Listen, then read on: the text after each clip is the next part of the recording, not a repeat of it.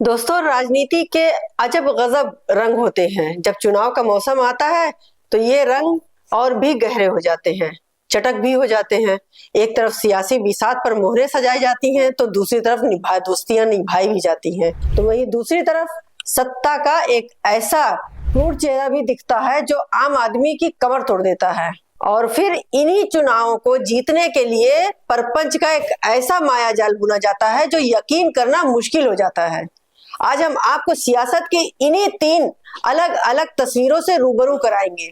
पहली तस्वीर बिहार के चुनावी दंगल की है, जहां अखिलेश यादव अपने दोस्त तेजस्वी के लिए अपनी पूरी सेना लेकर उतर रहे हैं। दूसरी तरफ तस्वीर है हरियाणा की, जो दिल दहला देती है, जहां गरीबी की रोजी रोटी पर सरकारी बुलडोजर चलता है। तीसरी तस्वीर देश की राजधानी दिल्ली की है, जहां वोटरों को खातिर उनको लुभाने के लिए कथित तौर पर एक नकली यमुना बना दी जाती है। ये तीनों तस्वीरें बिल्कुल अलग अलग हैं, लेकिन मिलकर एक राजनीति का पूरा सच बयां करती हैं। नमस्कार, मैं नाहिद और आप देख रहे हैं एक संदेश। अगर आप हमारे चैनल पर नए हैं तो प्लीज इसे सब्सक्राइब जरूर करिएगा और इसको आखिर तक देखिएगा। ये हमारे लिए बहुत मोटिवेशन होता है। आपका एक एक लाइक और एक एक सब्सक्राइब करना ही हम आम लोगों को आगे बढ़ाता है। चलिए सबसे पहले बात करते हैं बिहार के सियासी रण की। बिहार में चुनावी माहौल गर्मा चुका है और इस जंग में अब उत्तर प्रदेश से एक बड़ा खिलाड़ी कूद पड़ा है। समाजवादी पार्टी के राष्ट्रीय अध्यक्ष अखिलेश यादव ने अपने दोस्त और इंडिया गठबंधन के सहयोगी तेजस्वी यादव को मुख्यमंत्री बनाने के लिए कमर कस ली है। उन्होंने अपने स्टार प्रचारकों की एक लंबी चौड़ी फौज तैयार कर ली है, जो बिहार की धरती पर उतरकर महागठबंधन के पक्ष में माहौल बनाएंगे। अखिलेश यादव का ये कदम दोस्ती की मिसाल तो है ही, साथ ही ये इंडिया गठबंधन की एकजुटता का एक बड़ा संदेश भी है। दिलचस्प बात यह है कि समाजवादी पार्टी का बिहार में एक उम्मीदवार नहीं है, फिर भी अखिलेश यादव पूरी ताकत से तेजस्वी के साथ खड़े हैं। उन्होंने पहले भी कहा था कि जहां भी सहयोगी लड़ेंगे वो मदद के लिए जाएंगे, और अब वो अपना वादा निभा रहे हैं। लेकिन ये सिर्फ वादा निभाने की बात नहीं है, ये एक बहुत सोची समझी रणनीति है। इस लिस्ट में अगर आप गौर करें तो पाएंगे कि हर नाम एक खास मकसद से चुना गया है। हर चेहरा एक खास समीकरण को साधने की काबिलियत रखता है। लिस्ट में सबसे बड़ा और सबसे चर्चित नाम है मोहम्मद आजम खान। जी हाँ, आजम खान सिर्फ एक बड़ा मुस्लिम चेहरा ही नहीं, बल्कि समाजवादी पार्टी की सबसे अनुभव और संजीदा नेताओं में एक उनकी पहचान है। एक दिग्गज नेता जाने जाते हैं। जेल से बाहर आने के बाद उनकी सक्रियता और भी अखिलेश का उनसे जाकर मिलना ये साफ कर चुका था कि वो पार्टी के कितने अहम हैं। अब उन्हें बिहार ले जाना अखिलेश यादव का सबसे बड़ा दांव होगा। बिहार में मुस्लिम मतदाताओं की एक बड़ी आबादी है और आजम खान की मौजूदगी, उनकी तकरीरें उस समुदाय में एक विश्वास पैदा कर सकती हैं कि महागठबंधन ही उनकी सच्चा हितैषी है, ताकि मुसलमान वोट उनके तरफ आकर्षित हो सके। एक तरफ नीतीश है, दूसरी तरफ जो है एनडीए है, और तीसरी तरफ ओवैसी जी हैं, जिनको की वोट कटवा के नाम से ही पहचाना जाता है। तो कहीं ना कहीं ये सारे वोट मुसलमानों के बट सकते हैं। उन मुसलमानों को इकट्ठा इंडिया गठबंधन में जोड़ने के लिए ही शायद आजम खान को वहां ले जाया जा रहा है। आजम खान का कद उनकी साफ गोई वोटों की महागठबंधन की तरफ मोड़ने में एक अहम भूमिका भी निभा सकती है। इसके बाद एक और महत्वपूर्ण नाम है अवधेश प्रसाद का। ये नाम अब किसी पहचान का मोहताज नहीं है। अयोध्या में बीजेपी का सबसे मजबूत किले में सेंध लगाने वाले अवधेश प्रसाद आज सिर्फ एक सांसद नहीं, बल्कि एक प्रतीक बन चुके हैं।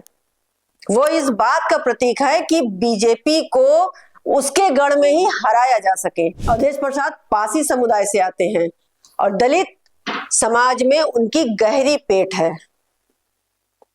जब वो बिहार के मंच से बोलेंगे तो वो सिर्फ एक नेता नहीं, बल्कि अयोध्या का विजेता बोलेगा।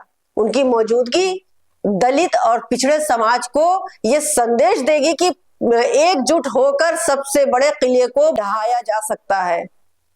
इस लिस्ट में एक और रणनीति नाम है सनातन पांडे का। सनातन पांडे एक प्रमुख ब्राह्मण चेहरा है। बिहार की राजनीति में भूमिहारों और ब्राह्मणों का प्रभाव किसी से छिपा नहीं है। सनातन पांडे को आगे करके अखिलेश यादव स्वर्ण मतदाताओं को, उस वर्ग को एक संदेश देना चाहते हैं कि जिन्हें अक्सर बीजेपी का परंपरागत वोटर माना जाता है, ये भूमिहार समीकरण को प्रभावित करने और उसमें सेंध मारने लगाने के लिए एक बहुत बड़ी कोशिश हो सकती है। यही नहीं, इस सेना में युवा और महिला सशक्ति का भी खास ध्यान रखा गया है। इकरा हसन और प्रिया सरोज जैसे नाम आज की युवा पीढ़ी की आवाज है। प्रिया सरोज जो सबसे कम उम्र की सांसदों में एक है, दलित समुदाय की एक उभरती हुई प्रखर आवाज है। वहीं इकरा हसन एक मुस्लिम महिला होने के साथ साथ अपनी सौम्य और अपनी सिंपलिसिटी की वजह से सबको एक साथ लेकर चलने वाली राजनीति के लिए जानी जाती हैं। वो जब बोलती हैं तो नफरत की नहीं, सौहार्द की बात करती हैं। ऐसे समय में जब एनडीए महिला वोटरों को लुभाने के लिए हर संभव कोशिश कर रहे हैं, कहीं पे ठुमका लगाया जा रहा है, कहीं पे बॉलीवुड से लोगों को ले आया जाता है, कहीं पे सिंगर को ले आया जाता है, वहां पर एक महिला वोटर, वो भी बहुत ही सिंपल, अपने बातों से लोगों को आकर्षित करने की करती हैं, लुभाती हैं। तब इकरा हसन जैसी पढ़ी लिखी, आर्टिकुलेट और प्रगतिशील महिला, मुस्लिम महिला का मंच पर होना मुस्लिम महिलाओं को महागठबंधन से जोड़ने का एक शक्तिशाली और एक बहुत ही अच्छा जरिया बन सकता है। तो कुल मिलाकर अखिलेश यादव का ये सेना सिर्फ प्रचारकों की भीड़ नहीं, बल्कि ये सामाजिक समीकरणों को साधने वाले सेनापति का एक दस्ता है, जो बिहार में तेजस्वी यादव की ताजपोशी का रास्ता आसान करने के लिए भेजा जा रहा है। लेकिन चलिए अब इस चुनावी गहमा गहमी से अलग सत्ता के एक दूसरे चेहरे पर नजर डालते हैं। एक ऐसा चेहरा जो विचलित कर सकता है, जो गुस्सा दिला सकता है, सोचने पर मजबूर कर सकता है कि क्या हम एक कल्याणकारी राज में रह रहे हैं। तस्वीरें हरियाणा से, बहादुरगढ़ से आई है। मैं तो इसे पूरी तरह से देख भी नहीं पाई, जैसे कलेजा जो है मुंह को आ गया कि ये इंसानियत है। एक इंसान दूसरे इंसान से इस तरह की कैसे नफरत कर सकता है। मैं तो नहीं देख पाई, शायद आप लोग देख सकते हैं। देखिए पहले वीडियो।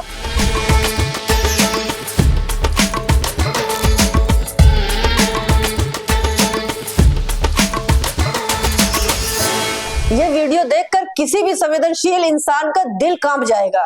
वीडियो में साफ दिखता है कि कुछ गरीब लोग जो फुटपाथ पर सब्जियां बिछाकर अपने परिवार का पेट पाल रहे हैं, उनको जीने की जद्दोजहद कर रहे हैं, उनके सपनों पर, उनकी रोजी रोटी पर एक बुलडोजर चला दिया जाता है। और ये कार्रवाई करने वाले कोई और नहीं, हरियाणा के पुलिस के एसीपी दिनेश कुमार हैं। इनके इंस्टाग्राम बायो के मुताबिक वो एक पहलवान है। तो पहलवानी गरीबों से क्यों दिखा रहे हैं? जरा सा ये पहलवानी अमीरों को दिखाएं। जिस तरह से उन्होंने गरीबों की सब्जियों को उठाकर फेंक दिया, बुलडोजर चला दिया, किसी एक अमीर आदमी से के घर पर या किसी एक अमीर आदमी की किसी भी चीज पर बुलडोजर चलाकर देखें। इन्हें एक अर्जुन अवार्ड से भी सम्मानित किया गया है। लेकिन इन तस्वीरों को देखकर सवाल उठता है कि क्या सम्मान और पद इंसानियत से बड़े हो जाते हैं? एक महिला अपनी सब्जियों को बचाने के लिए दौड़ती है, लेकिन उसे ढकेल दिया जाता है। वो सब्जियां जो किसी के लिए सिर्फ चंद रुपए की होंगी, उससे जो 1,00,000 2 लाख वो नहीं बचा पाएगी। ज्यादा से ज्यादा 50-60, हम कहते हैं 100-200 बचा पाएगी, जिससे वो अपने बच्चों का, अपने घर का पेट पालेगी, कई दिन की रोटी उसमें जोड़ सकती है। लेकिन उस गरीब के लिए वो उस दिन भर की कमाई थी, उसके बच्चों के मुंह का निवाला था। उन सब्जियों में उसका खून पसीना, उसकी लागत और उसकी उम्मीदें लगी हुई थी। लेकिन एसीपी साहब की हनक के आगे तो सब कुछ रौंद दिया गया। हाँ, ऐसा जरूर हो सकता है कि शायद वो लोग गलत जगह दुकान लगाकर बैठे होंगे। हो सकता है कि उन्होंने 1-2 बार पहले कहा हो, फिर भी उन लोगों ने लगाया। लेकिन आखिरी बार वार्निंग दी जा सकती थी कि अगर नहीं हटाया गया तो बुलडोजर चला दूंगा। लेकिन क्या समाधान यही था? क्या उन गरीबों को अपनी सब्जियां हटाने का थोड़ा सा वक्त नहीं दिया जा सकता था? सवाल यह भी उठता है कि क्या यही हनक यही हेकड़ी किसी बड़े उद्योगपति या किसी रसूखदार नेता के अवैध निर्माण के सामने दिखाई जा सकती थी? जवाब हम सब जानते हैं। वहां तो हाथ बंधे होते हैं। सारी बहादुरी, सारी हेकड़ी सिर्फ गरीबों के लिए ही क्यों होती है, क्यों बचती है? अब आपको तीसरी और सबसे हैरान करने वाली तस्वीर दिखाते हैं। एक तरफ गरीबों को सब्जी पर बुलडोजर चलता है, तो दूसरी तरफ चुनाव जीतने के लिए क्या क्या प्रपंच रचे जाते हैं। इसका उदाहरण देश की राजधानी दिल्ली में देखने को मिल रहे हैं। आजकल सोशल मीडिया पे पूरी तरह से फैला हुआ है। उसी के चंद तस्वीरें हम लोगों ने भी उठाई है, बात की है, पता किया है, दिखाते हैं आपको। चलिए देखते हैं। आम आदमी पार्टी के नेता सौरभ भारद्वाज ने एक खुलासा किया है कि जो किसी फिल्मी कहानी जैसा लगता है। उन्होंने दावा किया कि दिल्ली के वासुदेव घाट पर प्रधानमंत्री नरेंद्र मोदी के एक संभावित कार्यक्रम के लिए नकली यमुना बनाई जा रही है। जी हाँ, नकली यमुना।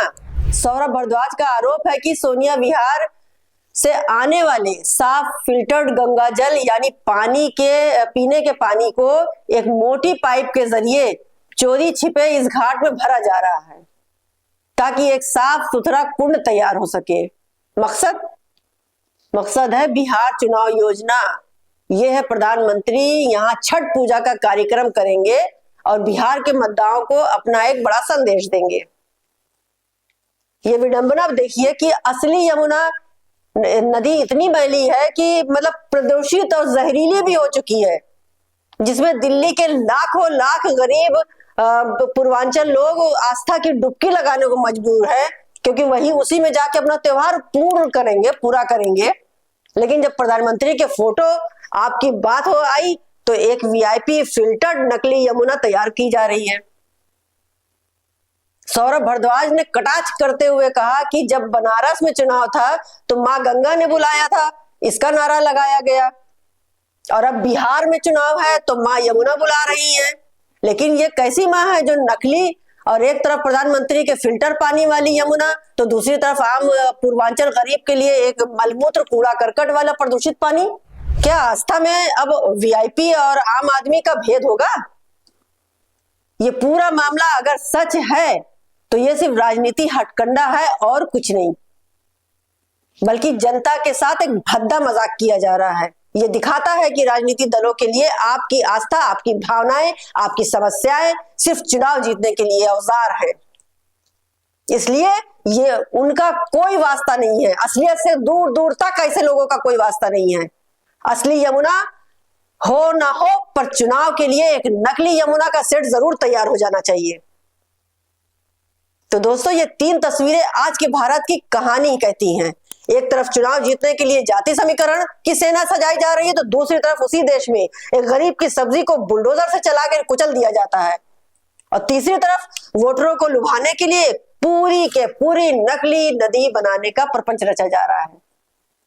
ये घटनाएं हमें सोचने पर मजबूर करती है कि हमारी राजनीति प्राथमिकताएं क्या हैं।